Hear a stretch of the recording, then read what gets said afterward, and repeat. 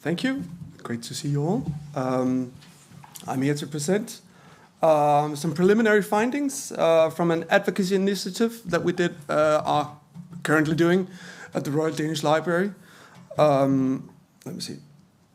The big button goes forward. Okay, just some background. Some of it is very familiar to a lot of you because you are also from national libraries or work with web archiving. So skipping quickly ahead, but legal deposit is a foundation we stand on. It's important in terms of data provenance. And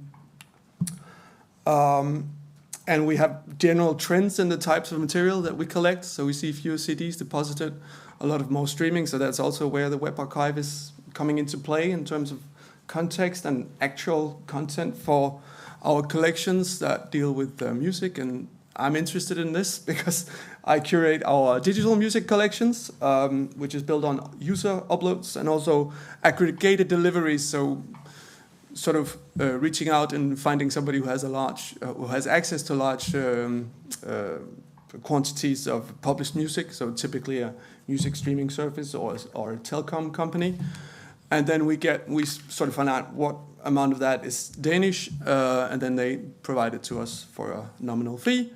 And the Danish Web Archive is an unbeatable contextual historical source, only beaten by the web itself. So that was my learning from working with the Web Archive in Denmark and our collections, and just a quick look at the Solar Wayback installation, and specifically the type of content that I'm really interested in with a researcher background, but also in terms of curating our digital music collections. We have these 12 million audio files. What are they? But when we look at the available tools, it's all text-based. Of course, you can find out a lot about music by doing text searches, but I'm very curious about these audio files. So we also found out that it's not a good place to have all this music in the web archive. So we actually now, from aggregators and from user uploads, we place it outside the web archive. At this point, and this is still some background, we've, in a structured way, collected nearly 2 million tracks, you would say, and a lot of cover photos and a lot of XML. That's the metadata for the files as well. And currently, I'm looking at this through through OpenRefine. I really want to dig deeper into the genre. So these are metadata provided from the labels, from the musicians themselves that are published metadata, but trying to look further into this could be really interesting. So this is how I at the moment look at these collections, because they're in a sort of a temporary storage facility until we can provide more access for the users. But web archives for music research. What are the key barriers to access? Are there user requirements that can improve use of web archival resources?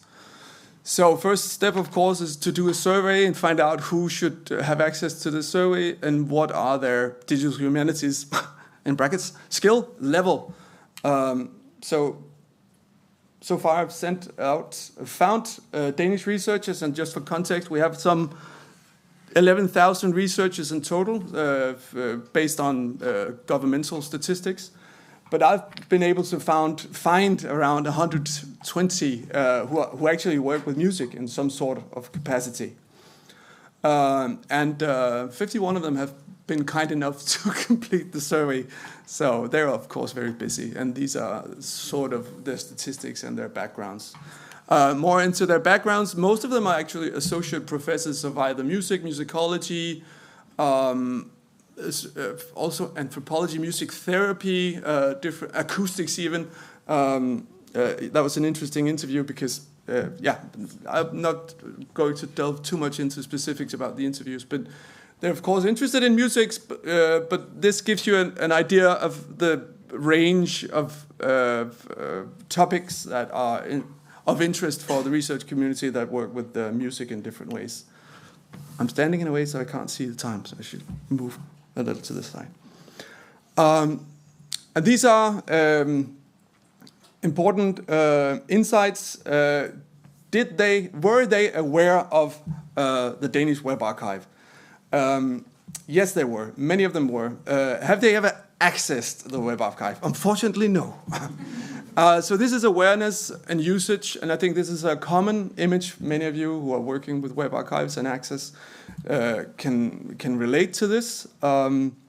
I should say that 15 of those that provided an answer have accessed and used the Internet Archive, or the UK Web Archive, or the US Library of Congress Web Archive. So they seem to be, and that's also the awareness, they know about web archives, but they also find their materials or the sources in other places.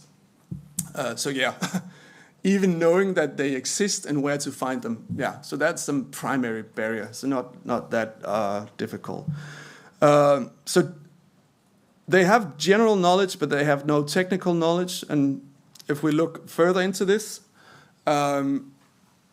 they do know something about what websites are and how they work. They don't know next to nothing about the actual web archiving process, which is, of course, natural. And this is also quite a barrier, legal deposit, the data provenance. They know absolutely nothing about that. So that gives us a clear view of where's the starting point in terms of communication and information sharing. Where should we start even when trying to talk to them about web archives as a source for their research? There is hope.